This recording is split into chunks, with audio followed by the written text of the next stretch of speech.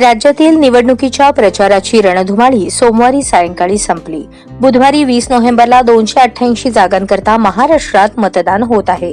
दरम्यान प्रचाराच्या तोफा थंडावल्या. नंतर महाराष्ट्राचे कुटुंब प्रमुख उद्धव बाळासाहेब ठाकरे व सौभाग्यवती रश्मी वहिनी उद्धवजी ठाकरे हे महाराष्ट्राचे आराध्य दैवत श्री आई तुळजाभवानी यांच्या दर्शनासाठी व आशीर्वाद घेण्यासाठी मंगळवारी 19 तारखेला सोलापूर येथे आले होते. त्यावेळी सोलापूर येथील विमानतळावर शिवसेना महिला आघाडीच्या उपनेत्या अस्मिताताई गायकवाड यांनी उद्धव बाळासाहेब ठाकरे व सौ रश्मी वहिनी उद्धवजी ठाकरे यांचे विशेष स्वागत महिला आघाडीच्या वतीने केले. याशिवाय सोलापूर जिल्ह्यातील दक्षिण, बार्शी व सांगोला यासह अक्कलकोट शहर, उत्तर, मध्य, मोहोळ, माळशिरस, माढा, करमाळा, पंढरपूर, मंगळवेढा या सर्व 11 विधानसभेच्या प्रचाराची थोडक्यात माहिती दिली. सर्व ठिकाणी विजय मिळेल असेही सांगितले.